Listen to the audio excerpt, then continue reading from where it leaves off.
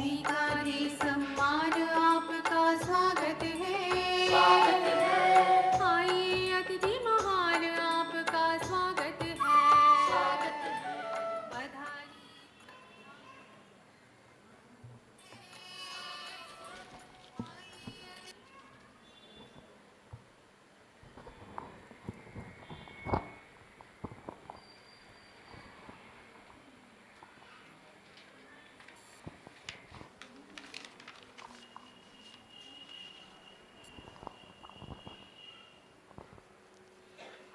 ఓం శాంతి, ఓం శాంతి, ఓం శాంతి. ఈరోజు మనందరికీ కూడా చాలా ఆనంద దివసం, శుభదినము, సండే, జ్ఞానసూర్యుని యొక్క రోజు, హోలీడే పవిత్రమైన రోజు. అటువంటి సందర్భంలోని మధుబన్ నుండి ఫరిస్తా ఎగిరి వచ్చారు మన ముందు సముద్ర తీరానికి. పర్వతం నుండి సముద్రంతో మిలనం చేసుకుంటూ మనందరికీ సాగరుడు బాబాతో మిలనం చేయించటానికి మధుబన్ మహాసాగరం నుండి, మహాయజ్ఞం నుండి, తపస్య భూమి, కర్మభూమి, వరదాన భూమి యొక్క ఆ వైబ్రేషన్స్ మన ముందు తీసుకుని వచ్చారు ఆదరణీయ బ్రహ్మకుమార్ లలిత్ భాయిజీకి ఒకసారి అందరూ కూడా కరతల ధ్వనితో స్వాగతం పలుకుదాం. స్వాగతం, స్వాగతం. అక్కయ్యలు వచ్చి తిలకము పుష్పగుచ్చంతో స్వాగతం పలుకుతారు. వేడిభాయ్ కూడా బెంగళూరు నుండి ఈరోజు బట్టి చేయించడానికి వచ్చారు. బ్రహ్మకుమార్ వేడిభాయిజీ కూడా ఒకసారి ఎదురుగా వచ్చినట్లయితే అన్నీ కూడా స్వాగతం పలుకుతున్నారు అక్కయ్యలు. వేడిభాయ్, శివలీల అక్కయ్య, ఆదరణీయ బ్రహ్మకుమారి శివలీల అక్కయ్య సంకల్పంతోనే లలిత్ భాయ్ రోజు మన ముందు ఉన్నారు. అక్కయ్య తీసుకొని వచ్చారు అన్నయ్యని. నాకైతే ఎప్పటి నుండో సంకల్పం ఉండేది, కానీ కరోనా కారణంగా ఇప్పుడైనా కొంచెం ఖాళీగా దొరికారు, లేకపోతే చాలా బిజీగా ఉండే డిపార్ట్మెంట్ లలిత్ భాయ్ది. ఇంత టైం తీసి మన ముందు రావడం అనేది, ఆ కార్యం చేయించిన శివలీల అక్కయ్యకి కూడా స్వాగతం, స్వాగతం, స్వాగతం. स्वागत करते हैं दिल से आपका, अभिनंदन करते दिल से आपका। स्वागत करते हैं दिल से आपका, अभिनंदन करते दिल से आपका। खिली है कलियां सजे। మరి అన్నయ్య యొక్క పరిచయం నేను సంక్షిప్తంలో మీకు వినిపిస్తున్నాను. చాలా ఎక్కువ పరిచయం అన్నయ్యది. బీకామ్ ఉదయ్పూర్ నుండి పూర్తి చేశారు. అహ్మదాబాద్ నుండి తన యొక్క సిఏ స్టడీస్ కంప్లీట్ చేసుకొని అన్నయ్య తర్వాత కోచిన్ నుండి సర్టిఫికేట్ ఇన్ డిస్ప్యూట్ మేనేజ్మెంట్ ఇది పూర్తి చేశారు అన్నయ్య. Diploma in naturopathy and yoga New Delhi నుండి కంప్లీట్ చేశారు అన్నయ్య. 21 years క్రితము అన్నయ్య ఈశ్వరుని సాక్షాత్కారం కోసమని సన్యాసి అవ్వటానికి సంకల్పం చేసుకున్నారు. ఈశ్వరుని చూడాలి నేను అని. అంత లోపలే బ్రహ్మకుమారి సెంటర్తో పరిచయం అయ్యి ఈ రోజులు కోర్స్ కంప్లీట్ చేసుకుని ఈశ్వరానుభూతిని పొంది తర్వాత 95 నుండి అహ్మదాబాద్ మహాదేవ్ నగర్ సెంటర్లో తన యొక్క సేవలు అందిస్తూ సమర్పిత రూపంలో, తర్వాత 97 నుండి కంప్లీట్గా తన జీవితాన్ని సేవలోనే సమర్పించుకున్నారు. 2007 నుండి కూడా ఇంటర్నేషనల్ హెడ్ క్వార్టర్ మౌంట్ అబులో మన సంస్థ యొక్క అకౌంట్స్, ఫైనాన్స్ డిపార్ట్మెంట్, లీగల్ కార్య వ్యవహారాలు జరిగే ఈ డిపార్ట్మెంట్ని చాలా చక్కని రీతిలో అన్నయ్య సంభాళిస్తూ ఉన్నారు అన్నమాట. తర్వాత అన్నయ్య హెల్దీ వెల్దీ హ్యాపీ లైఫ్ అనే శిబిరాలు చేయించటంలో విశేషజ్ఞులు. అనేకమైన పాటలు, కవితలు కూడా రచించారు, రచయిత కూడా అన్నయ్య. ఇది అన్నయ్య పరిచయము. ఇప్పుడు भाई साहब से मैं निवेदन करती हूँ, आप अपना अनुभव युक्त महावाक्य से सबको सजाएंगे और रिफ्रेश करेंगे. आदरणीय राजयोगी ब्रह्म कुमार ललित भाई जी. हम सब बाबा के बच्चे ये राजयोग का कोर्स करने के बाद अपने आप को पहचाना और बाबा को भी पहचाना कि कैसे सर्वशक्तिवान, इस विश्व का नियंता, इस विश्व को चलाने वाला परमात्मा वो हमारा बाप है. ये हमने पहचाना उनको. మనము రాజయోగం యొక్క కోర్స్ విన్న తర్వాత మనల్ని మనం కూడా గుర్తించాం, బాబాను కూడా గుర్తించాము. విశ్వాన్ని నియంత్రించేటటువంటి బాబా సర్వశక్తివంతుడు ఎలా ఉన్నారు, ఎవరు అనేది గుర్తించాము. अगर हमारा किसी बड़े व्यक्ति के साथ पहचान हो तो हमें उसका मदद लेना होता है. जब कोई ऐसी चैलेंज की वाली सिचुएशन आती है, ऐसी कोई डिफ़िकल्टी आती है, तो हम सहज रूप से मदद लेते हैं. पर हम अपने को चेक करें कि हम बाबा के बने, उसके बाद बाबा की प्रैक्टिकल मदद लेते हैं हम, क्योंकि वो तो मदद करने के लिए बंधा हुआ है. उन्होंने तो मुरली में कई बार कहा है कि बच्चे यूज़ मी, अपनी बोझ की टोकरी मुझे दे दो. तो क्या हम उसके लिए तैयार हैं? हम मदद लेते हैं बाबा की? ఎవరైనా గొప్ప వాళ్ళు పరిచయం ఉంటే ఏదైనా పరిస్థితి వచ్చినప్పుడు వారి సహాయం తీసుకోవాలి, ఉపయోగించుకోవాలి అని మనం ఉపయోగించుకుంటాం. మరి ఇంత గొప్ప బాబాని మనం పొందాక బాబా కూడా నన్ను ఉపయోగించుకోండి, నేను మీకు సహాయం చేయడానికి బందీగా ఉన్నాను అని బాబా చెప్పిన తర్వాత ప్రాక్టికల్గా మనం అలా ఉపయోగిస్తున్నామా బాబాను? मैंने जब बाबा का ज्ञान लिया उसके बाद बहुत दिल खोलकर बाबा की मदद लिया. एकदम छोटा मोटा कुछ भी काम है तो बाबा से ही करवाने का. ये मैंने प्रयोग किया जानबूझकर कि निराकार कैसे मदद करता है. हर फील्ड में उसका प्रयोग किया और हर फील्ड में बाबा ने वंडरफुल काम करवाया पूरा. నేను జ్ఞానంలో వచ్చాక నిరాకారుడు శివబాబా నుండి సహయోగం తీసుకోవటం అనేది ప్రాక్టికల్గా ప్రయోగం చేశాను. ప్రతి చిన్న విషయంలో కూడా బాబా సహయోగంని తీసుకుని ప్రయోగం చేస్తే నాకు చాలా అద్భుతమైన అనుభవాలు కూడా అయ్యాయి. मैं जैसा परिचय में बताया कि मुझे ईश्वर प्राप्ति की बहुत लगन थी कि मुझे परमात्मा का साक्षात्कार करना है भक्ति में. उसके लिए गुरु किया, 7 दिन तक गुरु के आश्रम में बंद रह के तपस्या भी किया, पर साक्षात्कार नहीं हुआ. तो साक्षात्कार करने के लिए मैं घर छोड़ के जा रहा था हिमालय में, और उसी समय किसी ने ब्रह्मा कुमारी पाठशाला का परिचय दिया और मैं पाठशाला में कोर्स करने गया.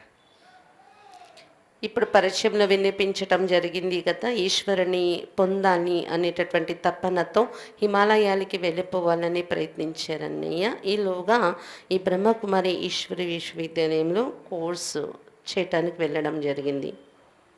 अभी मैं गया तो गीता पढ़ने था. मुझे तो पता नहीं ब्रह्मा कुमारी क्या है, सेंटर क्या है, बहने क्या, कुछ भी पता नहीं. मैं तो गीता पढ़ता था. तो किसी ने कहा कि आपके घर के पास में गीता पाठशाला है, आप वहाँ जाके गीता पढ़ेंगे तो आपको मज़ा आएगा. तो मैंने सोचा चलो सबके साथ में पढ़ेंगे, इसलिए मैं गया. तो वहाँ फिर वो भाई ने कहा, जो पाठशाला चलाते थे, कि आपको 7 दिन का कोर्स करना पड़ेगा. मैंने कहा मुझे तो गीता में सब याद है, मैं तो कई बार गीता पढ़ चुका हूँ, अब मुझे कोर्स करने की क्या ज़रूरत है. बोले नहीं, ये नया ज्ञान है तो आपको 7 दिन का कोर्स करना पड़ेगा. तो मैंने संस्कृत में 3-4 श्लोक पढ़ के सुना दिया उनको, जो मुझे याद थे. तो उन्होंने कहा नहीं, अच्छा है आपको गीता आती है, पर ये ज्ञान नया है तो आपको कोर्स करना पड़ेगा. అక్కడ గీతా జ్ఞానం వినిపిస్తారు అని చెప్తే సరే గీతా జ్ఞానం వినడానికి కదా అని వెళ్ళారు అన్నయ్య. కానీ అక్కడ వాళ్ళు చెప్పారు మీరు 7 రోజులు కోర్స్ వినాలి అని. అన్నయ్య చెప్పారంట గీతా జ్ఞానమే కదా నాకు తెలిసింది అంతా, 7 రోజులు మళ్ళీ ప్రత్యేకంగా తెలుసుకోవాల్సింది ఏంటి అని 3 శ్లోకాలు కూడా చదివి వినిపించారంట నాకు తెలుసు అని. అన్నీ అన్నారంట చాలా బాగా మీకు తెలుసు, గీతా జ్ఞానం బాగా ఉంది మీకు, కానీ ఇది కొత్త జ్ఞానము, ఇది తెలుసుకోవటానికి మీరు 7 రోజులు రావాలి అని చెప్పారు. मैंने कहा चलो ठीक है कोर्स करते हैं। तो दूसरे दिन उन्होंने कोर्स के लिए बुलाया, तो मुझे कहा कि ये प्रजापिता ब्रह्मा कुमारी ईश्वरीय विश्वविद्यालय है। विश्वविद्यालय मतलब यहाँ डिग्री दिया जाता है, जैसे वो लॉ की डिग्री देते हैं, मेडिकल की डिग्री देते हैं, सीए की डिग्री देते हैं, ऐसे यहाँ लक्ष्मी नारायण की डिग्री दिया जाता है। और एक लक्ष्मी नारायण का बड़ा 6 फीट का फोटो बहुत सजाया हुआ लक्ष्मी नारायण रखा हुआ था, वो बताया कि देखो ये डिग्री मिलती है। तो वो भाई जो था वो खुद मैरिड था, डॉक्टर थे वो, और उनकी युगल रहते थे, पाठशाला चलाते थे, और लक्ष्मी नारायण भी मैरिड है, डिग्री है। तो मैंने सोचा कि यहाँ जाते हैं मतलब शादी करना कंपलसरी है। అయితే అక్కడ చెప్పారంట సీఏ ఏదైనా చదివితే ఒక డిగ్రీ తీసుకుంటారు కదా లౌకికంలో, ఇక్కడ ఇది వింటే డిగ్రీ ఏంటంటే లక్ష్మీనారాయణలు అవ్వడం అనే డిగ్రీ తీసుకుంటాము అని. అయితే వాళ్ళు గీతా పాఠశాల నడిపి గృహస్థి అనమాట అన్నయ్య అక్కయ్య యుగల్గా ఉన్నారు అని అనుకున్నారంట. ఇలా ఉండి అలా లక్ష్మీనారాయణలు అయ్యి డిగ్రీ తీసుకుంటారంటే వెళ్ళే వాళ్ళందరూ కంపల్సరీ పెళ్లి చేసుకోవాలేమో అక్కడ అని. तो हमने पूछा उनको कि भाई हम ये कोर्स करेंगे तो शादी करना कंपलसरी है क्या? वो भाई मेरे सामने देखने लगा, अभी क्या जवाब देवे इसको। तो कहा नहीं ऐसा कुछ भी है। मैंने कहा नहीं मुझे क्लियर बताओ, क्योंकि मेरे जीवन का लक्ष्य था कि मुझे भगवान का साक्षात्कार करना है। तो गुरु के आश्रम में यही सीखा कि ब्रह्मचर्य व्रत का पालन करते हैं तो साक्षात्कार जल्दी होता है, और शादी के बाद तो ब्रह्मचर्य व्रत का पालन नहीं कर सकते, भक्ति में तो यही जानते थे। तो फिर हमने प्रतिज्ञा किया गुरु के आश्रम में कि हम आजीवन ब्रह्मचर्य व्रत का पालन करेंगे और इस जन्म में शादी नहीं करेंगे। ये गुरु के आश्रम में प्रतिज्ञा किया, और यहाँ ये लक्ष्मी नारायण बना रहे थे। అయితే అన్నయ్య అడిగారంట అయితే ఈ కోర్స్ వింటే కంపల్సరీ వివాహం చేసుకోవాలా ఏంటి అని. ఎందుకంటే అన్నయ్య లౌకికంలో ఎక్కడైతే గురువు దగ్గర వెళ్ళారో అక్కడ అన్నయ్య ఈశ్వరుని ప్రాప్తి పొందడానికి బ్రహ్మచారిగా ఉండాలని విన్నారు. అందుకే అన్నయ్య జీవితాంతం బ్రహ్మచారిగా ఉండిపోతాను, నేను పెళ్లి చేసుకున్నాను సంకల్పం చేసుకున్నారు. కానీ ఇక్కడికి వస్తే లక్ష్మీనారాయణగా అయ్యేది ఉంది అని చూపిస్తున్నారు. तो जब मैंने पूछा तो वो बहुत होशियार थे भाई, उन्होंने जवाब दिया कि देखो हम तो भगवान का ज्ञान सुनाते हैं, शादी करना नहीं करना ये आपका व्यक्तिगत विषय है, आपको ठीक लगे आप करो, आपको नहीं करना है आप नहीं करो, उसमें हम कुछ नहीं करते हैं, हम केवल भगवान का ज्ञान सुनाते हैं। అప్పుడు అన్నయ్య చెప్పారంట భగవంతుని జ్ఞానం చెప్పడమే మా పని, అది విన్న తర్వాత మీరు పెళ్లి చేసుకుంటారో చేసుకోరో అది మీ ఇష్టం, మీ వ్యక్తిగత విషయం, మేము భగవంతుని యొక్క జ్ఞానం చెప్తాము అంతే అన్నారు. फिर हमने कोर्स शुरू किया। पहले दिन आत्मा का लेसन, दूसरे दिन परमात्मा का लेसन। अब मैंने तो बहुत शास्त्र पढ़े थे, वशिष्ठ, रामायण और ऐसे ऐसे शास्त्र जो घर में नहीं होते हैं वो भी हमने सब आश्रम में पढ़े थे। अब ये बताते थे, ये कुछ अलग बताते थे, और जो पढ़ा था वो कुछ अलग पढ़ा हुआ था। तो मन में बहुत तूफान पैदा हो गया कि अभी जो है ये सच्चाई क्या है ये। पर मैंने कहा कि इनकी बात में एक लॉजिक है, 2+2 4 हो रहा है, ये जो बात बता रहे हैं वो सीक्वेंस में है। तो मैंने कहा चलो कोर्स करते हैं, देखते हैं क्या होता है। उस समय भी मैं 3:30-4 बजे उठ के गुरु मंत्र की माला जपना, मैंने कहा अपना भक्ति तो चालू ही है, ये भी सुन लेते हैं।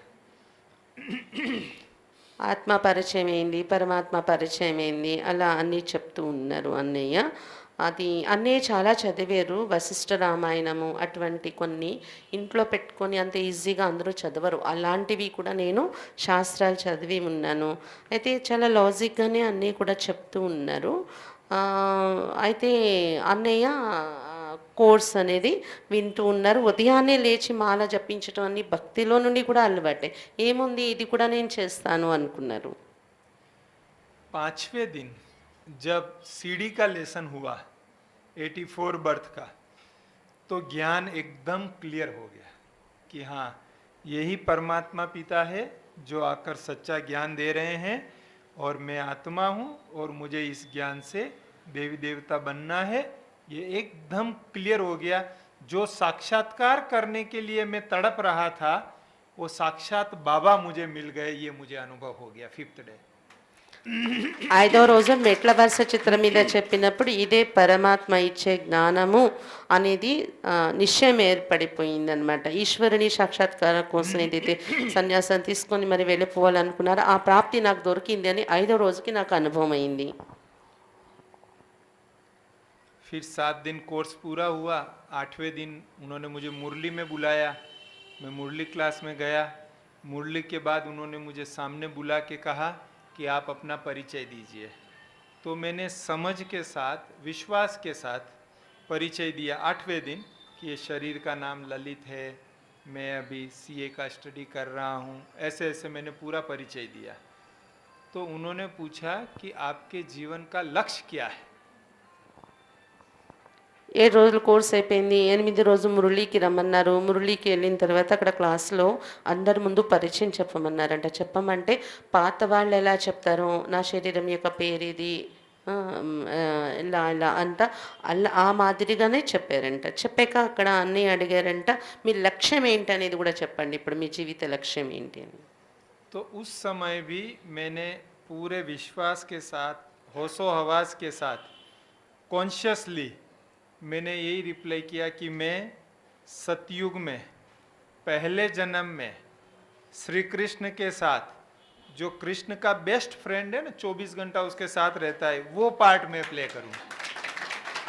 नारायण नहीं बोला मैंने, श्री कृष्ण का बेस्ट जो फ्रेंड है, जो सखा है उसका, वो पार्ट में प्ले करूँगा। और आज भी वही लक्ष्य है सामने। ఆ రోజే అన్నయ్య తన లక్ష్యం తీసుకుని చెప్పారంట పూర్తి విశ్వాసంతో. ఏమని?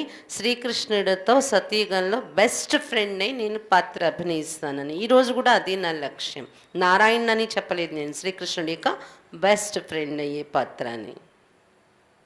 और फिर ये आध्यात्मिक, और 5वें दिन मेरी भक्ति ऐसे छूट गई जैसे इस जन्म में मैंने भक्ति किया ही नहीं हो। बिल्कुल बाबा 100% फेथ, हाँ वही परमात्मा है, और दूसरा सब कुछ छूट गया। जैसे वो कंप्यूटर के हार्ड डिस्क क्लीन कर देते हैं ना, ऐसे पूरा क्लीन हो गया। 5వ రోజునే అన్నయ్య భక్తిని తిరిగి ఏవైతే చేశారో అన్నీ వదిలేశారు. పరమాత్మ అంటే ఇదే, ఇక్కడే దొరికారని నిశ్చయం ఏర్పడిపోయింది. కంప్యూటర్లో హార్డ్ డిస్క్ ఎలాగైతే అన్ని క్లీన్ చేసేస్తారో అలా అసలు నేను భక్తి చేశాను అనేదే తెలియదు అన్నట్టు అంతలా భక్తి ఆ రోజు నుండి వదిలిపోయింది అని చెప్తున్నారు.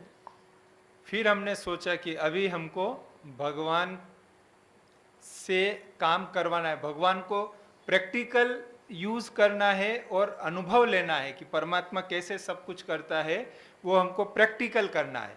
तो भगवान के साथ एक एग्रीमेंट साइन किया, चार्टर्ड अकाउंटेंट तो एग्रीमेंट साइन कर, एक एग्रीमेंट साइन किया, आप जो कहेंगे वो मैं करूँगा, जो बाबा जो कहेगा मुरली में वो मैं करूँगा, मेरा छोटा मोटा कुछ काम हो तो वो आप कर लेना, आपको बता देंगे आप कर लेना। ये भगवान के साथ एग्रीमेंट साइन किया। ఆ తర్వాత అన్నయ్య భగవంతునితో ఒక అగ్రిమెంట్ రాసుకున్నారు, సిగ్నేచర్ చేయించుకున్నారు. అంటే సీఏ కదా, చార్టెడ్ అకౌంటెంట్ రూపంలో ఈ అగ్రిమెంట్లు అలవాటు అనమాట. బాబాతో కూడా అగ్రిమెంట్ రాయించుకున్నారు. అంటే మీరు ఏది చెప్పినా అది నేను చేస్తాను బాబా, కానీ నా యొక్క చిన్న చిన్న పనులతో సహా అన్నీ మీరు పూర్తి చేయాలి. मैं वैसे भी सन्यासी बनने वाला था, अभी भगवान खुद मिल गया। पहले तो ये सोचता था भक्ति में तो कि 10 सेकंड का साक्षात्कार हो गया माने जीवन का लक्ष्य पूरा हो गया। ये भक्ति में था कि साक्षात्कार हुआ मतलब जीवन का लक्ष्य पूरा हो गया। जब साक्षात भगवान मिल गए, विश्वास हो गया भगवान मिल गए, तब पता चला कि यहाँ से तो जीवन की यात्रा शुरू हो रही है। लक्ष्य पूरा नहीं हुआ लेकिन लक्ष्य की तरफ जाने की यात्रा अब शुरू हो रही है पूरा। భక్తి మార్గంలో 10 సెకండ్లు ఈశ్వరుడు కనిపించినా కూడా జీవిత లక్ష్యం పూర్తయిపోయింది అనుకునే వాళ్ళం. కానీ ఇక్కడికి వచ్చాక ఎప్పుడైతే ఈశ్వరుని యొక్క ప్రాప్తి, భగవంతుని యొక్క ప్రాప్తి దొరికిందో ఇప్పుడు లక్ష్యం ప్రారంభమైంది, జీవిత లక్ష్యం పూర్తవటం కాదు ప్రారంభమైంది అనేది అనిపించింది. मैं सीए कर रहा था तो मैंने सोचा अब सीए क्यों करने का, जब भगवान मिल गया। मैं एक ग्रुप क्लियर हुआ था, दूसरा ग्रुप का एग्ज़ाम दिया, तब कोर्स किया मैंने। तो तो कोर्स के बाद रिजल्ट आया तो 2 ग्रुप क्लियर हो गया, 2 ग्रुप बाकी था। मैंने कहा अब टाइम वेस्ट क्यों करने का, जब भगवान मिल गया, वैसे भी सन्यासी बनने वाले थे, तो अब तो जैसा बाबा कहे वैसा सेवा करने का। अब मेरे को सीए नहीं करने का है, तो मैंने बहन जी को बोला कि बहन जी अभी मुझे सेवा नहीं करने का है, तो मैं बस आप जो सेवा क्या सीए नहीं करने का है, अभी सेवा ही करने का है, जैसा आप कहेंगे वैसा मैं करूँगा, मुझे पढ़ाई नहीं पढ़नी है। అయితే సీఏలోనే ఒక గ్రూప్ కంప్లీట్ అయింది, రెండో గ్రూప్ ఇంకా ఎగ్జామ్ ఇవ్వాలి, కోర్స్ విన్నారు అన్నయ్య, అది కూడా ఎగ్జామ్ ఇచ్చారు, కంప్లీట్ అయిపోయింది, ఇంకా 2 గ్రూప్స్ కంప్లీట్ చేయాల్సి ఉంది. అన్నయ్య అనుకున్నారు ఎందుకులే వినాశనం అయిపోతుంది చదివి, ఇంకా నేను ఎందుకు చదవాలని అక్కయ్యతో చెప్పారు అంట. నేను బాబా సేవలు చేసుకుంటాను, ఇంకా నేను చదవను అని. मेरा शुरू से ज्ञान में आया तब से मैंने एक धारणा बनाई है कि जो काम हो निमित्त बहन को पूछ के करने का, इंचार्ज बहन को, क्योंकि बाबा तो निराकार है, साकार में बाबा कैसे आता है, तो साकार में बाबा मुरली के द्वारा आता है या निमित्त बहन को निमित्त बना के सारा कार्य कराता है, तो सारी जवाबदारी निमित्त बहन की है। तो हम जो करते थे निमित्त बहन को पूछ के करते थे, निमित्त बहन जो कहे उसमें हमारा भला है, वही हमारे लिए कल्याणकारी है, वही हमारे लिए उपयोगी है, वो कर लेने का, उसमें सोचने का नहीं। నేను జ్ఞానంలో వచ్చిన మొదటి రోజు నుండి ఇది నియమం పెట్టుకున్నాను, ఏది చేయాలని నిమిత్త ఇన్ఛార్జ్ అక్కని అడిగి చేసేవాడిని నేను. ఎందుకంటే వాళ్ళు ఏది చెప్తారో అందులో మన ఉన్నతి ఉంది, మన కళ్యాణం ఉంది, ఇంకా మనం వేరేగా ఆలోచించే అవసరం ఉండదు అని అటువంటి భావంతో నేను నిమిత్త అక్కని అడిగేవాడిను. అందుకు ఈ చదువు కోసం కూడా ఆమెతోనే మాట్లాడాను నేను.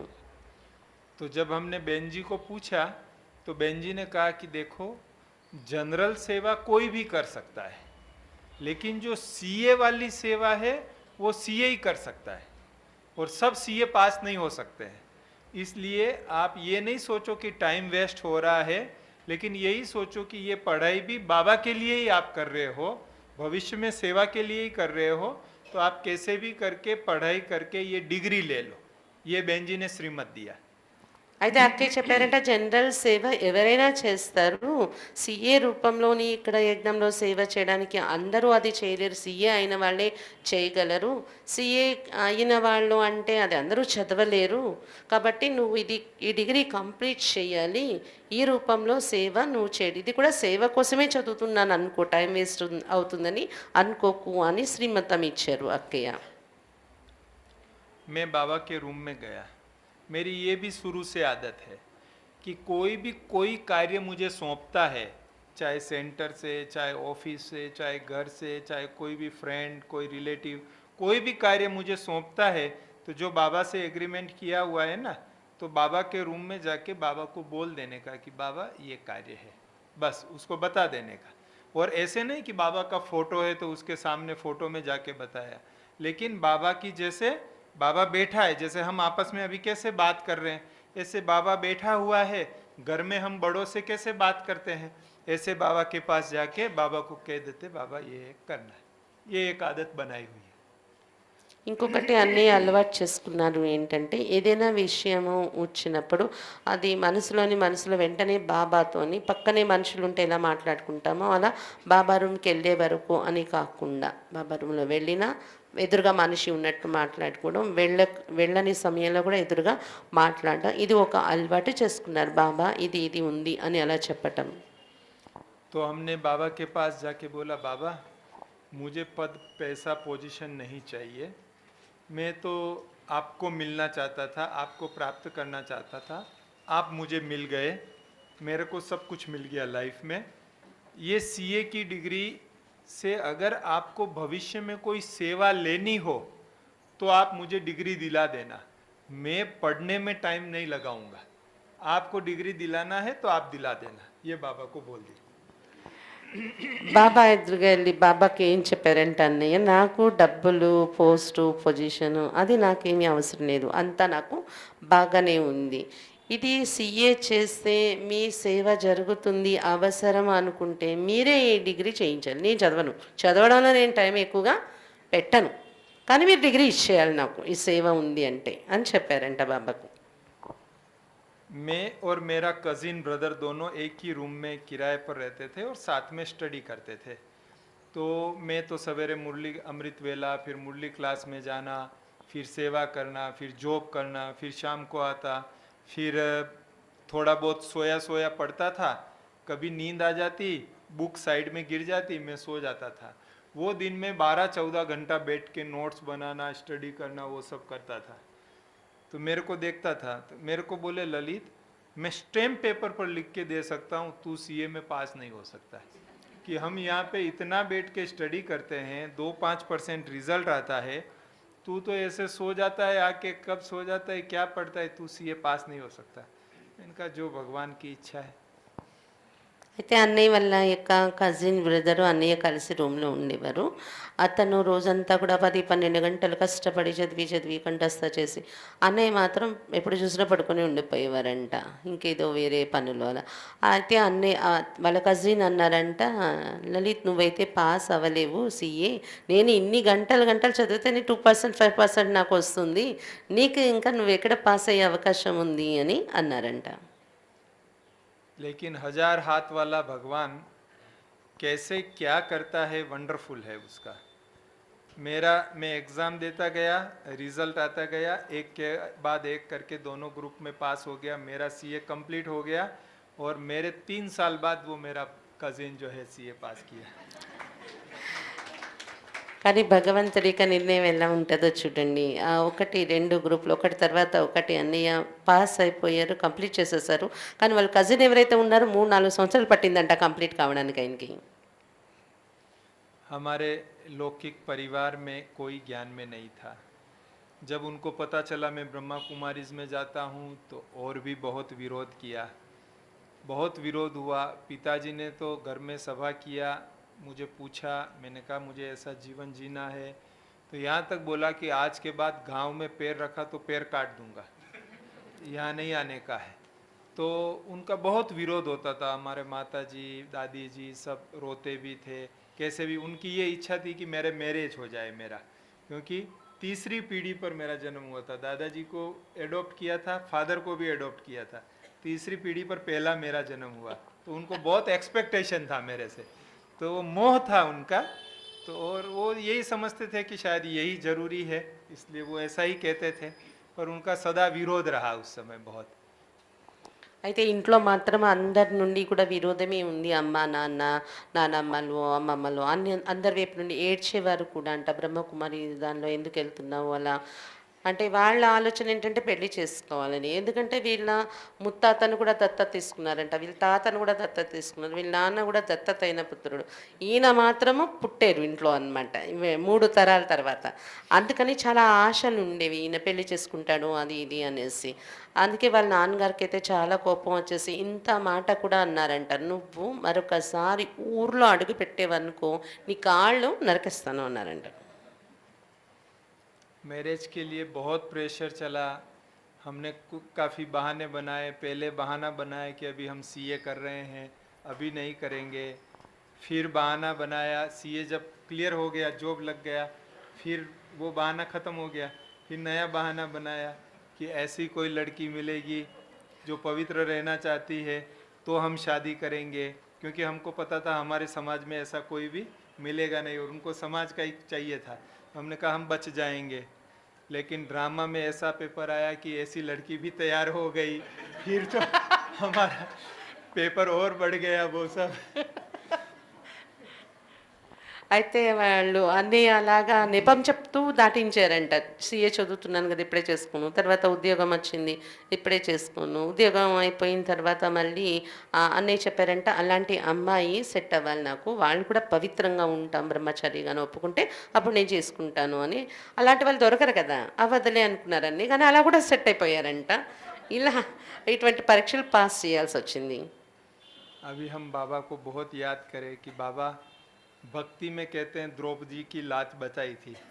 अब वो तो कैसे हुआ कब हुआ पता नहीं, लेकिन अभी आप हमारी लाज बचाओ, ये बहाना मैंने किया, भूल किया, अभी इसको हमको छुड़ाओ कैसे भी, हमको नहीं करना है। हमने कभी संकल्प भी नहीं किया शादी का, हम तो भक्ति में तो ये किया था कि हम शादी नहीं करेंगे, और ये यहाँ ऐसे फंस गए हैं, तो अभी हमको इससे छुड़ाओ। तो लास्ट मीटिंग थी जिसमें सब फाइनल होने वाला था, और उसमें पिताजी ने पूछा अभी हमारे वो कजिन को कि भाई इसकी क्या इच्छा है, तो कजिन ने कहा अभी ये तो यही बोला कि ऐसी लड़की मिलेगी तो शादी करेंगे, लड़की भी हाँ कर रही है, अब आप जैसा करना चाहे करो।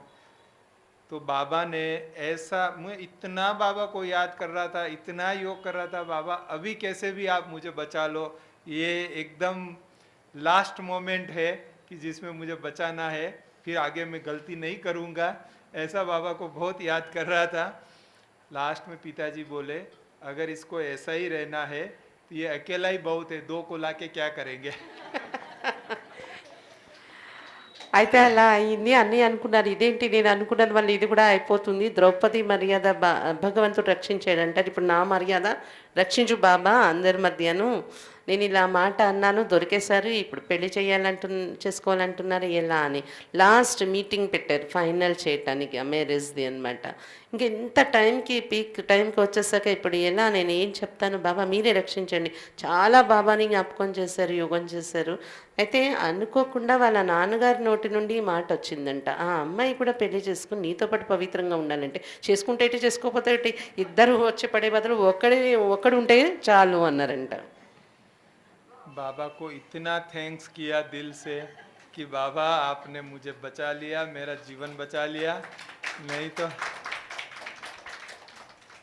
ऐसे हर स्टेप पर हमको बाबा की मदद मिलती रही। हमारा मेरे से छोटी 2 बहन है, उससे छोटा एक भाई है, हम 4 भाई बहन हैं। तो मेरे से छोटी जो बहन है तो मैं सीए स्टडी कर रहा था, उसी समय पिताजी ने उनका शादी करा दिया। ज्ञान में तो कोई थे नहीं, तो उन्होंने शादी करा दिया। उससे जो छोटी थी तीसरे नंबर पर, उसकी शादी के लिए सब लड़का देख रहे थे, सब कर रहे थे, पर कहीं सेट नहीं हो रहा था। तो पिताजी ने मेरे पर गुस्सा निकाला। मैं घर गया था एक बार, तो मेरे को बोले तू ब्रह्मा कुमारी में जाता है ना, इसलिए तेरी बहन से कोई शादी नहीं कर रहा है, तो इसके लिए लड़का ढूंढना और उसके शादी का सारा खर्चा करना वो तेरे ऊपर है। అన్నయ్య కన్నా చిన్న ఇద్దరు చెల్లెళ్ళు ఉన్నారు, తర్వాత ఒక తమ్ముడు ఉన్నారు, ఇద్దరు అబ్బాయిలు ఇద్దరు అమ్మాయిలు అనమాట. అయితే అన్నయ్యది ఎలాగో అది క్యాన్సిల్ అయిపోయింది. ఇప్పుడు పెద్ద చెల్లికి అన్నయ్య చదువుతున్న రోజుల్లోనే మ్యారేజ్ చేసేసారు. ఇంకా చిన్న చెల్లి పెళ్ళికి ఉన్నారు. అయితే ఊరు వెళ్ళారు అన్నయ్య, వాళ్ళ నాన్నగారు చాలా కోపంలోకి వచ్చారంట. నీ కారణంగా నువ్వు బ్రహ్మకుమారి దాన్ని వెళ్తున్నావు కదా, అందుకే సంబంధాలు సెట్ అవ్వట్లేదు చెల్లికి. మీ చెల్లికి నువ్వు మంచి అబ్బాయిని సెలెక్ట్ చేయటము, ఖర్చంతా పెట్టి సేవ చేయడం, అంటే పెళ్లి చేయడం నువ్వే చూసుకోవాలి అని అన్నారంట. मैं फिर वही बाबा के कमरे में, हमको तो वो एक ही स्थान है, तो बाबा के कमरे में जाके बोला बाबा पिताजी ने कहा है वो बहन के लिए लड़का भी ढूंढना है, उसके शादी का खर्चा भी करना है, आपको जैसे भी ठीक लगे कर देना। हम भगवान को सौंपने के बाद याद नहीं दिलाने का, फॉलो अप नहीं करने का। जब मनुष्य को कोई काम सौंपते हैं ना, तो हमको मन में ये रहता है वो टाइम पर करेगा कि नहीं करेगा, ठीक करेगा कि नहीं करेगा, तो हम पूछते हैं हो जाएगा ना, कोई मदद चाहिए आपको, ऐसे ऐसे हम पूछते हैं, फॉलो अप करते हैं। भगवान को सौंपने के बाद फॉलो अप करने का भी जरूरत नहीं है। మనం ఎవరైనా మనుషులకి ఏదైనా పని చెప్తే అవుతుందా లేదా, అయిపోతుందా, ఇంకేమైనా నేను మీకు ఎక్స్ట్రా సహయోగం చేయాలా, నా నుండి ఏదైనా అవసరమా, మీ నుండి అవ్వాల్సిన పని అవ్వడానికి మనం ఫాలో అప్ చేయాల్సి ఉంటుంది, వాళ్ళు వెనుకపడాల్సి వస్తుంది. కానీ భగవంతుడికి ఏదైనా చెప్పేసాక మనం ఫాలో అప్ చేసే కూడా అవసరం లేదు. అన్నయ్య అదే పరిస్థితి తీసుకొని బాబా రూమ్కి వెళ్ళారు మళ్ళీ వాళ్ళ సిస్టర్ది. मैं अहमदाबाद में जॉब कर रहा था उस समय, तो पहली बार मधुबन से इनविटेशन लेटर आया हमारी टीचर के पास कि ललित भाई 15 दिन के लिए अकाउंट की सेवा में मधुबन आना चाहते हो तो वो ज़रूर आवे। तो टीचर ने हमको पूछा कि मधुबन से लेटर आया है आप जाएंगे? मैंने कहा ये तो लॉटरी है, हम ज़रूर जाएंगे। हम ऑफिस में गए और हमारे बॉस को लिखा कि एप्लीकेशन लिखा कि मुझे 15 दिन की छुट्टी चाहिए, हमको जाना है। तो उन्होंने छुट्टी देने से मना कर दिया। हमने बहुत रिक्वेस्ट किया, ये हमारे लिए बहुत बड़ा अवसर है, लॉटरी है जाने, तो उन्होंने मना कर दिया। मैंने रिज़ाइन कर दिया कि ये आपकी नौकरी, मुझे नौकरी नहीं करनी है, मैं मधुबन जा रहा हूँ। तो रिज़ाइन करके मैं मधुबन चला गया। అయితే అహ్మదాబాద్లో అన్నయ్య జాబ్ చేస్తున్నారనమాట. మధుబన్ నుండి లెటర్ వచ్చింది, సీఏ ఎవరైనా ఉంటే అలాంటి వాళ్ళు 15 రోజుల కోసం సేవకి రావాలి అని. ఆ టీచర్ అకే చెప్పారంట. మరి వెళ్తారా అని అడిగారంట. ఛాన్స్ ఉంది అని అంటే, ఇది లాటరీ దొరికింది నాకు మధుబన్లో 15 రోజులు సేవ అంటే అని చెప్పి అన్నయ్య వెంటనే ఆఫీస్కి లెటర్ పెట్టారంట. సెలవు కావాలి 15 రోజులు నాకు, ఇలా మౌంట్ అబు వెళ్తాను అని. వాళ్ళేమో సెలవు ఇవ్వం అన్నారంట. అంటే అయితే రిజైన్ చేసేస్తానని రిజైన్ చేసేస్తారంట అన్నయ్య. ఎలా అయినా నేను మధుబన్ వెళ్ళి సేవ చేయాలి అని.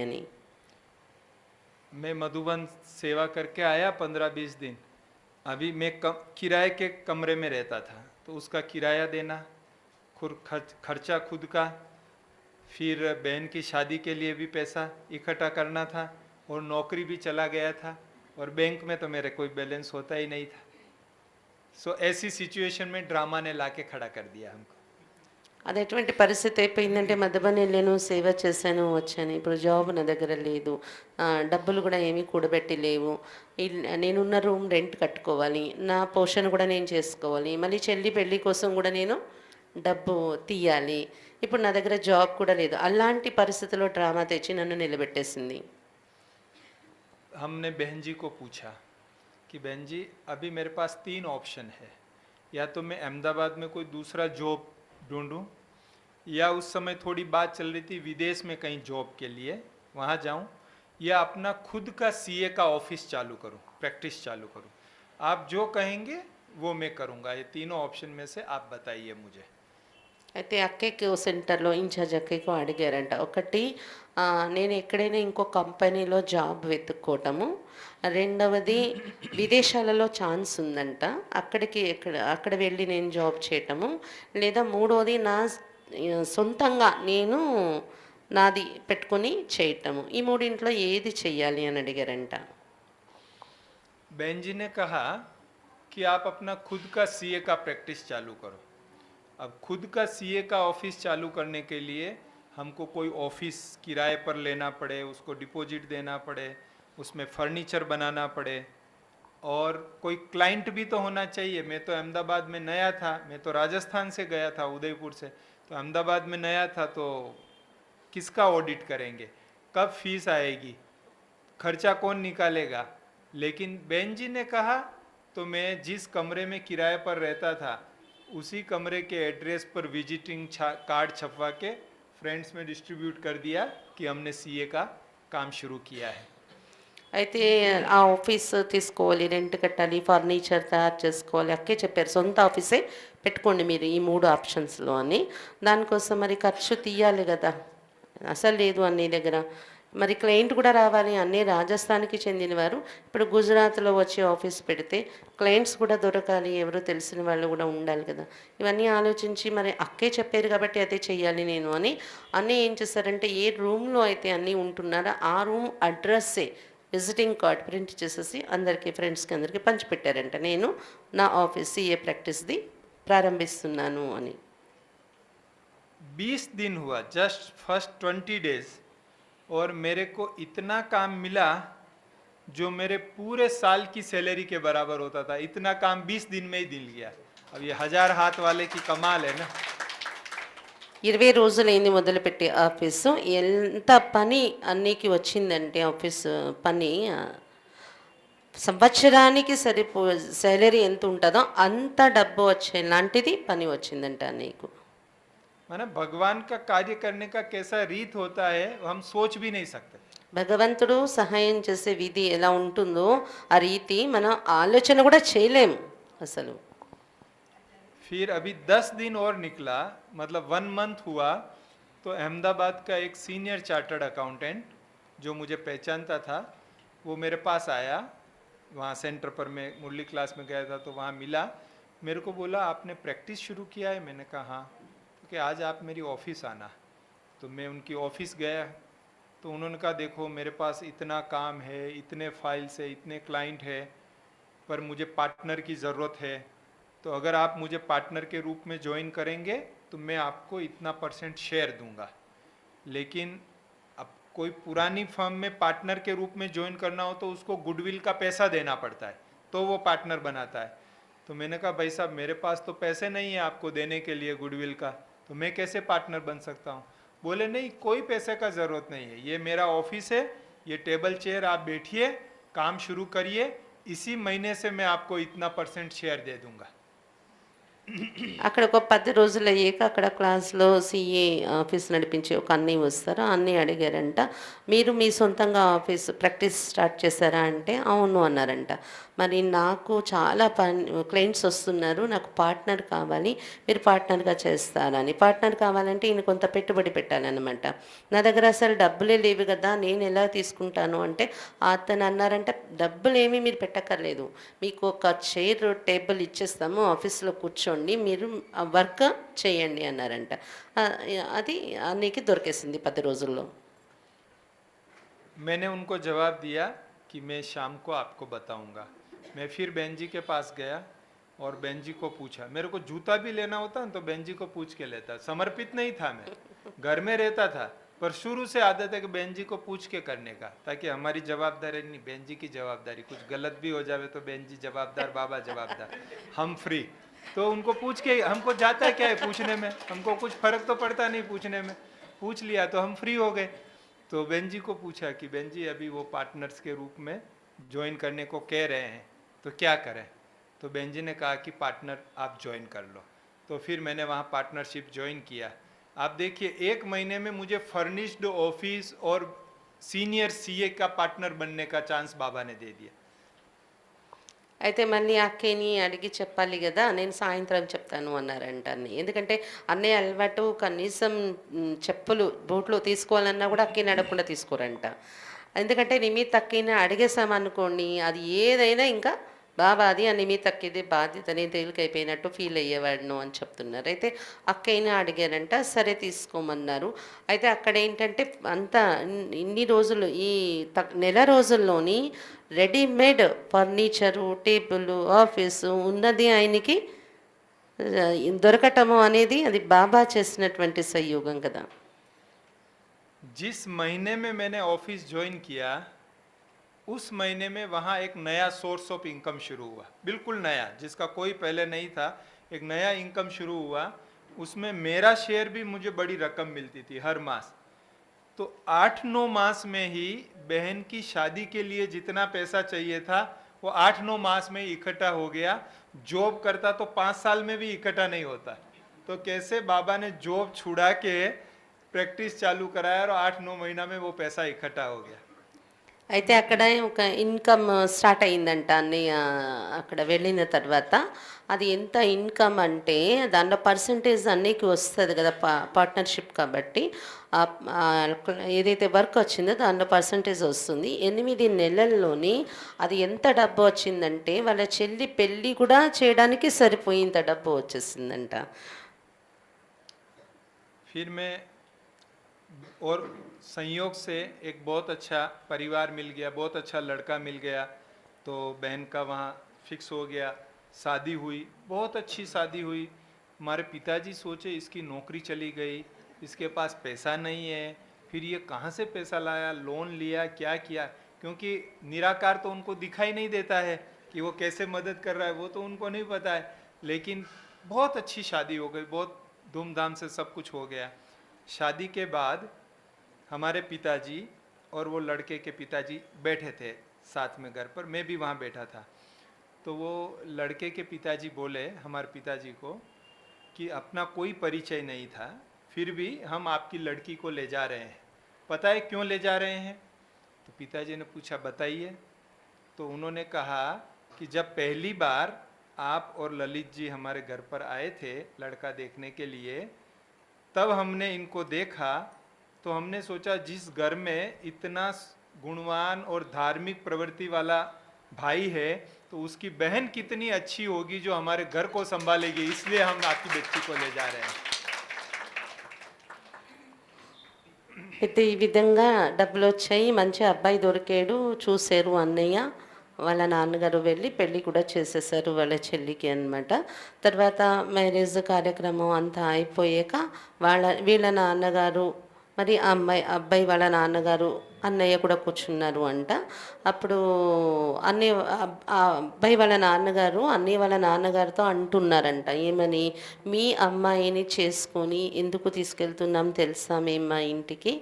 మీ అబ్బాయి మీరు మా అబ్బాయిని చూడటానికి వచ్చినప్పుడు మీ అబ్బాయిని చూసి నాకు అనిపించింది ఇంత గుణవంతుడు, ధార్మిక చింతన ఉండేటటువంటి ఒక సోదరుడు ఆ అమ్మాయికి ఉన్నాడు అంటే ఆ అమ్మాయి ఇంకా ఎంత గుణశీలిగా ఉంటుంది అనే ఆలోచనతో మేము చేసుకున్నాము అన్నారంట వాళ్ళ నాన్నగారితో, ఆ అబ్బాయి వాళ్ళ నాన్నగారు. तो कैसे पिताजी ने तो बोला था कि तू ब्रह्मा कुमारी में जाता है इसलिए तेरी बहन से कोई शादी नहीं करता है, और बाबा ने जवाब क्या दिलाया? ये ब्रह्मा कुमारी में जाता है इसलिए आपकी लड़की को हम ले जा रहे हैं। ये भगवान का जो है ना, जब हम भगवान की मदद लेते हैं तो इस प्रकार से काम होता है। बहुत विचित्र अनुभव बाबा ने बहुत अनुभव कराया इस दुनिया में। मैं जब भक्ति में था, गीता पढ़ता था, तो गीता के एक श्लोक ने मुझे भगवान के प्रति समर्पित किया। मैं भक्ति में भी भगवान के लिए समर्पित था। वो गीता का एक श्लोक था, अनन्यस चिंतयन्तो माम ये जना पर्युपास्ते तेषाम नित्याभियुक्ता नाम योगक्षेम वहाम्यहम। इसका मतलब है कि भगवान कह रहे हैं कि जो अनन्य भाव से मेरा चिंतन करता है, यानी मुझे याद करता है, उसकी समस्त जवाबदारी मेरे ऊपर है, उसका योगक्षेम मैं वहन करता हूँ। यानी योगक्षेम का अर्थ है अप्राप्ति की प्राप्ति करना, प्राप्ति की रक्षा करना।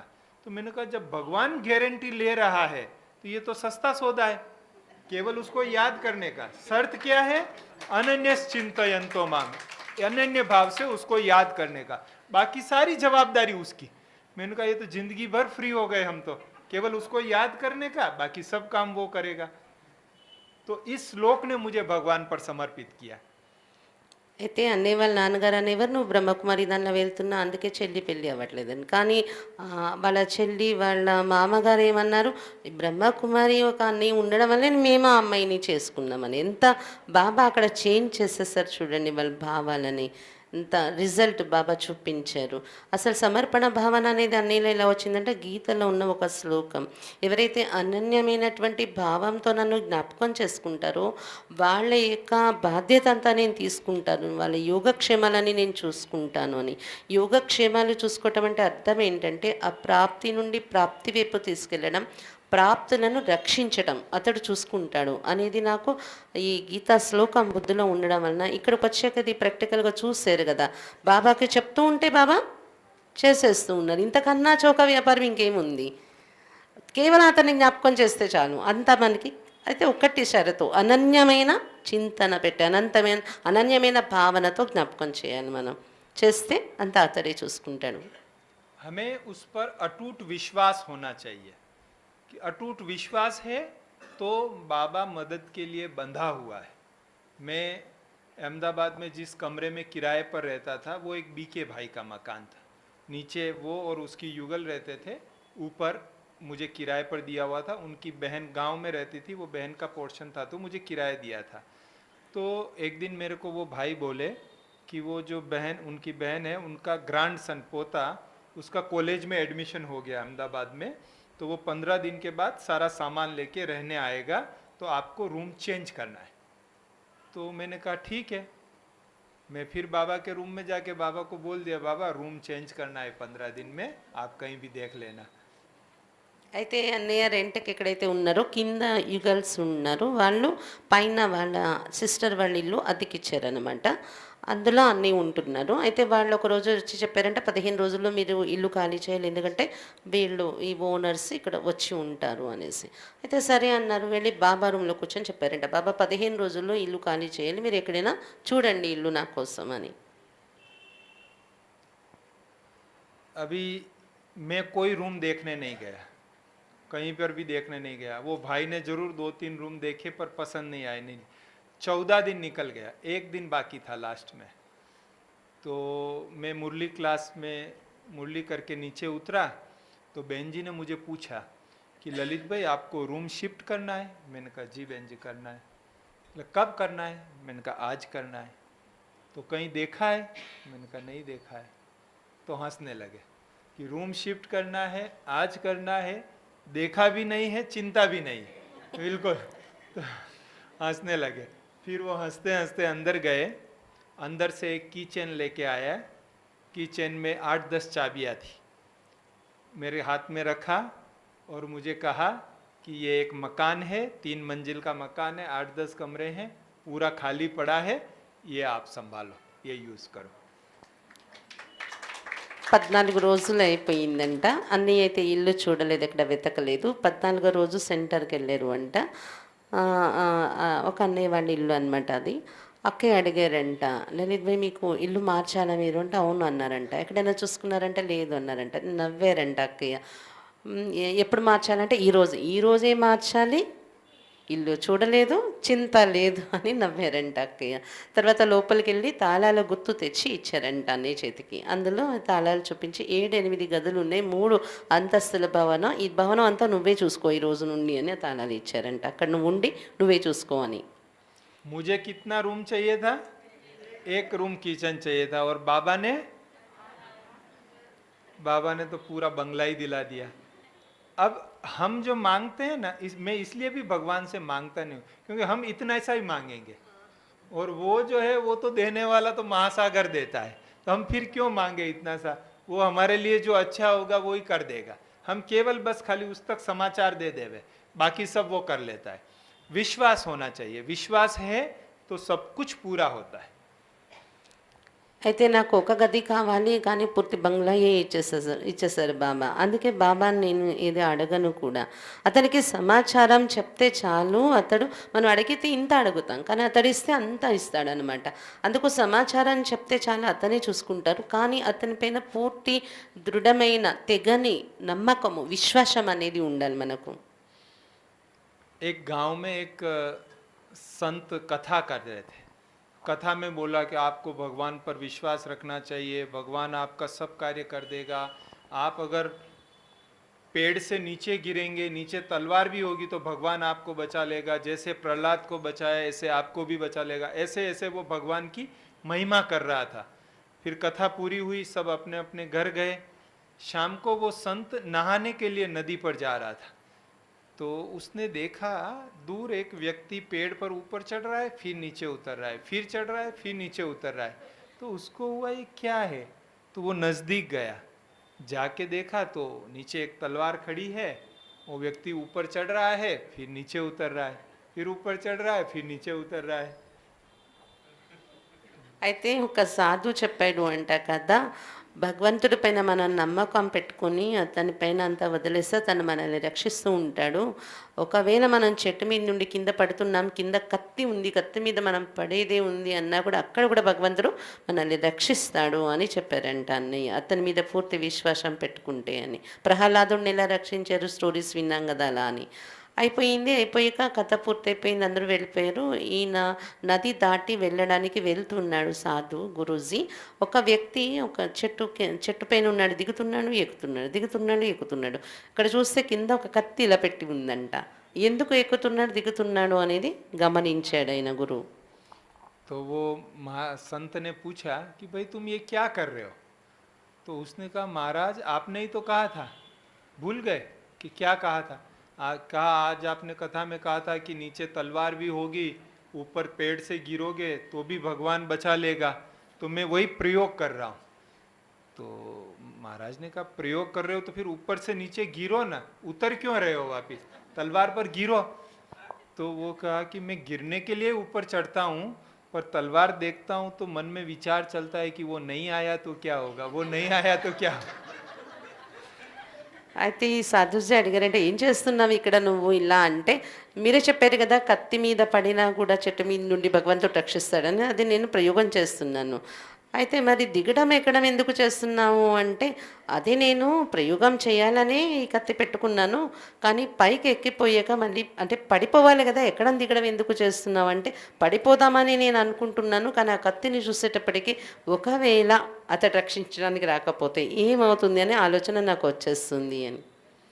फिर संत ने कहा कि वो नहीं आएगा, जहाँ पर संदेह है वहाँ वो नहीं आता है, जहाँ पर विश्वास है वहाँ वो आने के लिए बंधा हुआ है। जो दिल से याद करता है, विश्वास रख के याद करता है, उसका सब कार्य वो करने के लिए बंधा हुआ है। अव्यक्त मुरली में कितनी बार बोला, यूज मी, टोकरी अपने ऊपर लेके क्यों जाते हो, मुझे दे दो। बाबा ने कई बार कहा है मुरली में, हम सब ने, लेकिन उसका यूज करें, हम बाबा को साथ रखें, कंबाइंड रखें, तो आपको जीवन में ऐसे कई अनुभव होंगे। అయితే అప్పుడు ఆ సాధువు చెప్పాడంట, నువ్వు ఇలా సంకోచంతో సందేహంతో ఉంటే అతను రాడు, నమ్మకం ఉంటే నీకు నువ్వు దూకేసావు, నమ్మకం పెట్టుకొని అంటే అతడు వస్తాడు రక్షించడానికి, నువ్వు ఇలా ఆలోచించేవి కాబట్టి రాడు అని.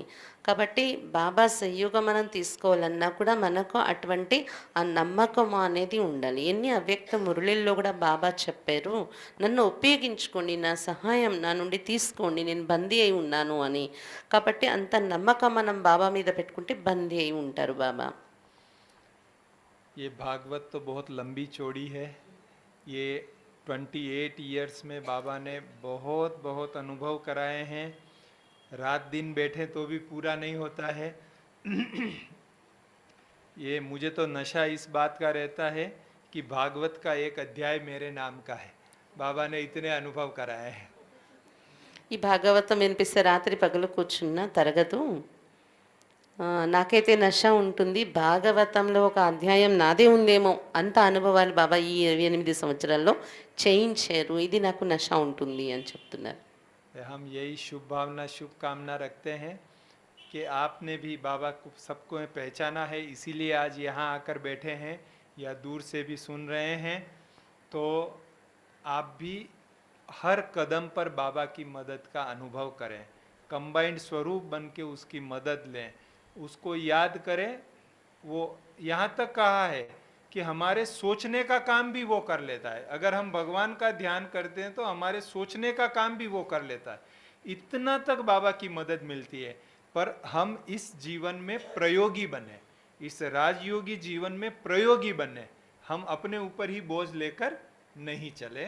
तो यही शुभ भावना है कि आपको भी बाबा बेस्ट से बेस्ट अनुभव कराएंगे। దూరం నుండి వినేవారు, ఎదురుగా వినేవారు కూడా ఉన్నారు. అందరికీ నేను ఇది శుభ భావన మీ పట్ల పెట్టుకుంటున్నాను. మీరు కూడా బాబాను ఇలా ఉపయోగించుకొని కంబైన్ రూపంలో ఉంటూ బాబా సహయోగం తీసుకుంటూ ముందుకు వెళ్ళాలి. ఎంత అయినా సహాయం చేస్తారు మనం అతనికి అప్పచెప్పేస్తే. అంటే ఆలోచన కూడా మనం చేసే పని లేదు, మనం ఆలోచించాల్సింది కూడా అతడే ఆలోచిస్తారు. కాబట్టి అలా మీరు ప్రయోగం చేసి ఉపయోగించుకొని మీరు కూడా బెస్ట్గా తయారవ్వాలి అని మీ అందరిపైన శుభ భావన పెట్టుకుంటున్నాను అని చెప్తున్నారు అన్నయ్య. ఓం శాంతి.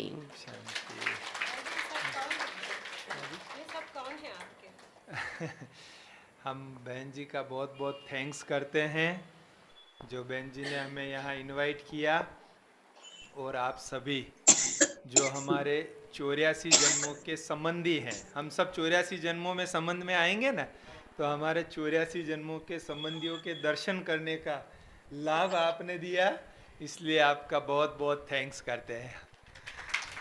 84 జన్మల్లో సంబంధికులుగా వచ్చే పరివారాన్ని నేను కలవటానికి వచ్చాను అని చెప్తున్నారు అన్నయ్య. అందరూ రిలేటివ్స్, మనందరం కూడా 84 జన్మల్లో కలిసి జన్మల్లోకి వచ్చే రిలేటివ్స్ మనందరం కలుసుకోవటానికి, మీ దర్శనం చేసుకోవటానికి నేను వచ్చాను. ఈ అవకాశం కల్పించినందుకు ధన్యవాదాలని చెప్తున్నారు అన్నయ్య. మనందరి వైపు నుండి तो हम सब की तरफ से भी भाई जी का वो डिपार्टमेंट ऐसा है, अभी हम जो अनुभव सुन रहे बाबा के ऊपर छोड़ते हैं इसलिए अच्छी तरह से चल रहे हैं, नहीं तो दिमाग ऐसा हो जाएगा. हम लोग सोचते 1-2 सेंटर का हम करते तो दिमाग ऐसा है, कैसे वहाँ चलाते हैं मधुबन में ये डिपार्टमेंट. तो इतना जिम्मेवारी का ताज आज बाबा ने बोला, भारी लगता है लेकिन उतर के नहीं रखते हो ना, टीचर्स से बात करते हैं, लेकिन भाई जी वो ताज इतना अच्छा से उठा पहन के, जिम्मेवारी का ताज इतना सुचारू रूप से वहाँ मधुबन में कैसे चला रहे हैं, वो अभी अनुभव से पता चल जा रहे हैं कि हल्का रहते हैं, हमेशा हर्षित चेहरे से बहनों से बात करते हैं और सॉल्यूशन भी हल्का रीति से देते हैं. जब से भाई जी डिपार्टमेंट में आए, मेरे खुद का अनुभव है, हम बहुत हल्के रहते हैं अकाउंट्स डिपार्टमेंट में जाने के लिए। कोई हिचकते नहीं, संकोच नहीं करते कुछ भी पूछने के लिए, करने के लिए।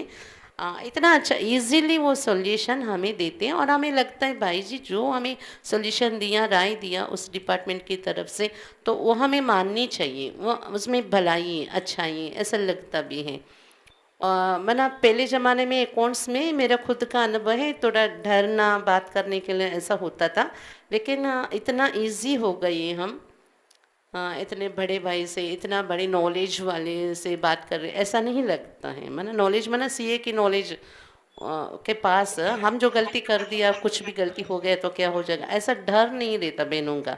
इतना हल्के बना के बहनों को, सारे सेंटर्स को इतना अच्छा सा भाई जी बाबा की मदद लेके चला रहे हैं। तो भाई जी का दर्शन करके अनुभव से हम भी अनुभव सीखे, बहुत लाभान्वित हुई हैं। हम सब की तरफ से बहुत बहुत बहुत तहे दिल से धन्यवाद देते हैं। धन्यवाद। ఓం శాంతి. అవి ఇప్పుడు అక్కయ్యలు వచ్చి ఒక చిన్న సత్కారం చేస్తారు అన్నయ్యలకు, అక్కయ్యలకు. మరి ఈ సందర్భంగా శివలీల అక్కయ్యకు కూడా మనం చాలా చాలా ధన్యవాదాలు చెప్పుకునే అవసరం ఉంది. అక్క ఇది కూడా బేహద్ హృదయం ఉంటుంది. మరి ఎవరు వచ్చినా కూడా అన్ని చోట్ల కూడా పాలన తీసుకోవాలి అని అక్కయ్య ఫోన్ చేసి వెంటనే తెలియచేసి ఇక్కడ ఈ అవకాశం మనకు ఇచ్చారు. అక్కయ్యకి కూడా అందరి తరఫున చాలా చాలా చాలా ధన్యవాదాలు. सभी को in advance happy new year, happy new year. ఓం శాంతి. మీ అందరికీ నూతన సంవత్సర శుభాకాంక్షలు. Happy new year. Happy happy happy happy happy happy happy so much happy.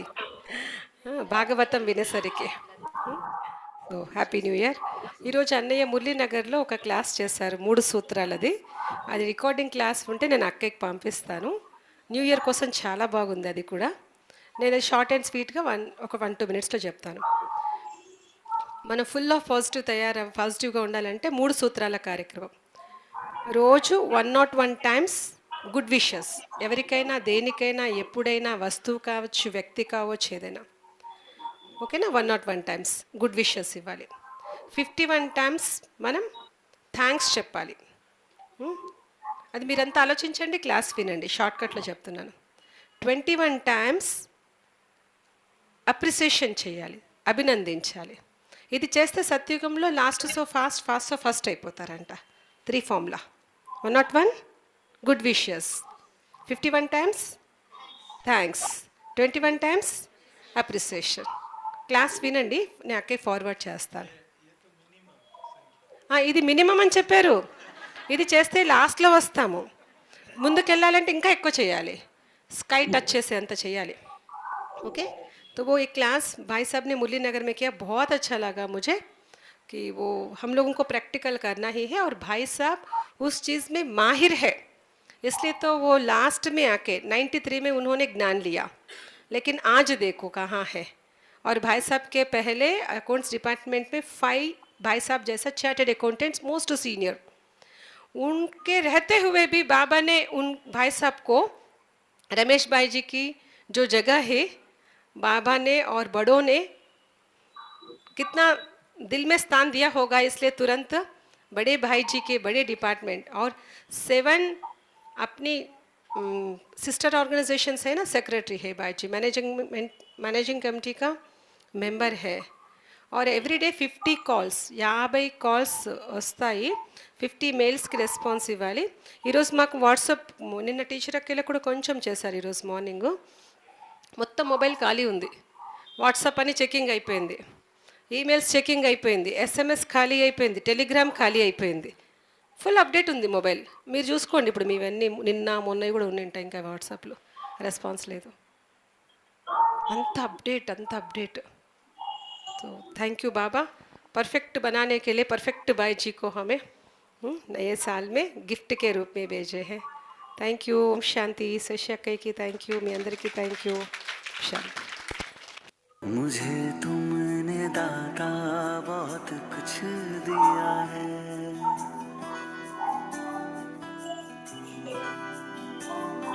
मुझे तुमने दाता बहुत कुछ दिया है, तेरा शुक्रिया है, तेरा शुक्रिया है. मुझे तुमने दाता बहुत कुछ दिया है, तेरा शुक्रिया है, तेरा शुक्रिया है.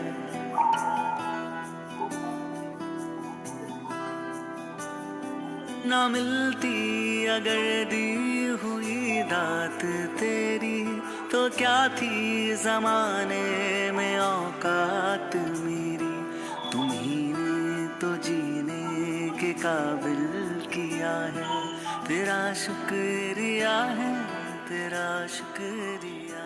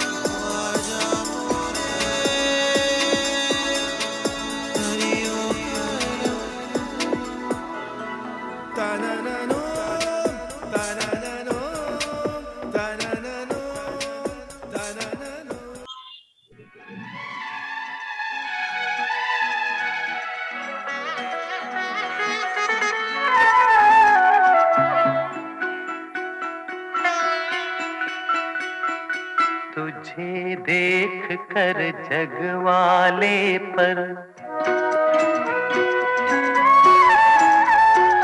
तुझे देख कर जग वाले पर यकीन नहीं क्यों कर होगा.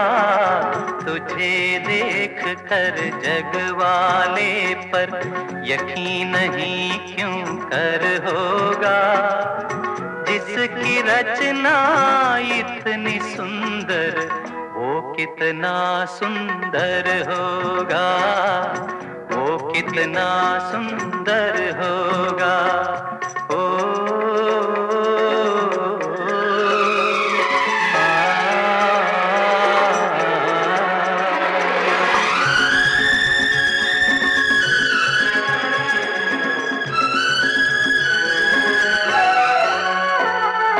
तुझे देखने को मैं क्या हर दर्पण तरसा करता है, जूं तुलसी के बिरवा को हर आंगन तरसा करता है, हर आंगन तरसा करता है. अंग अंग तेरा रस की गंगा, ओहो ओहो ओहो. अंग अंग तेरा रस की गंगा, रूप का वो सागर होगा. जिसकी रचना इतनी सुंदर, वो कितना सुंदर होगा, वो कितना सुंदर होगा.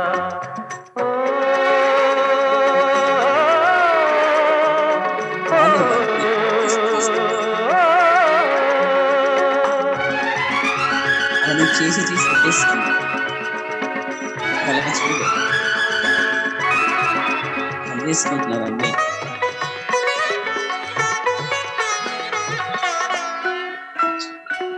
ఆడ రేపు వెళ్ళి చేయిస్తాడు ఇవ్వడం మరి. राग रंग रस का संगम, आधार तू प्रेम कहानी का. मेरे प्यासे मन में यूं उतरी जूं झरना पानी का, जूं रेत में झरना पानी का, अपना रूप दिखाने को,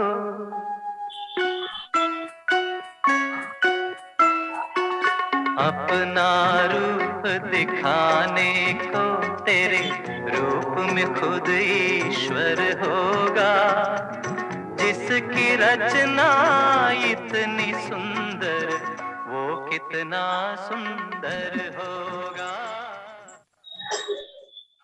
ఏం నవ్వుతున్నా? సరే చేయలేదన్నా?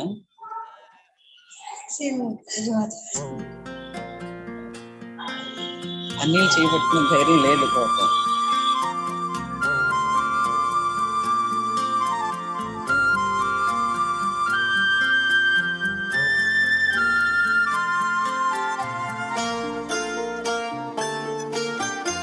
जीवन की राहों में तुमसे उजेरा, प्रेम का प्रकाश मेरे प्राणों में बिखेरा।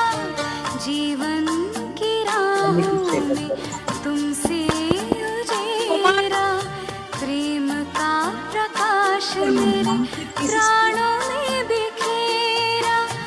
आज ఓన్లీ కుమార్స్ అందరూ ఫోటో లలిత బాయికి వస్తా త్వరగా రావాలి. అన్నయ్యకి ఇంకో ప్రోగ్రామ్ ఉంది, వెళ్ళిపోవాలి. తొందరగా అందరూ సెట్ అవ్వాలి ఫోటో తీసుకోవటానికి. కుమార్స్ మాత్రమే. प्रभु धन्यवाद तेरा, धन्यवाद तेरा, प्रभु धन्यवाद तेरा, धन्यवाद धन्यवाद धन्यवाद तेरा, धन्यवाद धन्यवाद धन्यवाद तेरा।